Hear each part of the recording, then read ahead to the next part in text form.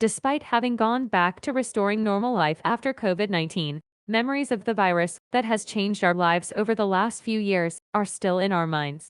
Ultraviolet sterilization, which combats airborne germs and viruses, is drawing much attention. This is reporter Lee Sang-ju. Subway escalators require users to hold the railings for safety. However, many people choose not to hold onto it. Even on the subway or in large indoor malls where masks can be removed, there are still many citizens wearing masks.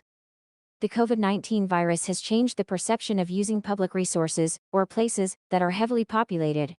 With the citizens' increasing concerns, sterilizers utilizing UVC, which have mostly been used to disinfect drinking water, are now expanding to sanitize the air. A hospital is a place where preventive measures and sterilization are important. There are a lot of germs and viruses that are invisible to the naked eye, so installing sterilization devices ensures high customer satisfaction and mental ease. The air sterilizer is a disinfection and sterilization device that creates a clean and uncontaminated environment by destroying the structure of DNA and RNA using UVC radiation. It was installed in air conditioners that are required in large buildings, and viruses including COVID-19 and influenza, as well as bacteria such as Staphylococcus aureus and E. coli, got through. According to the company, the effectiveness of instantly sterilizing even air moving relatively quickly, at 10 meters per second, has been confirmed. It can be observed that the UVC wavelength range is tens of thousands of times stronger than the UVA wavelength.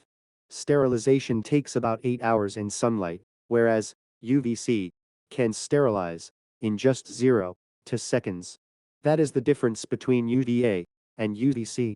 Market research firm Ristin Advisory and Intelligence predicted that global UV disinfection equipment sales would grow by about 25% on average annually by 2025. In Germany, a government-led space sterilizing system is being implemented, and it involves the installation of air sterilizers in multi-use facilities such as schools, government offices, and performance halls. However, due to its high sterilizing abilities, it should be noted that UVC can be harmful to the skin and eyes when directly exposed to the body and must be used carefully. This is Lee Sang-ju of MBN News.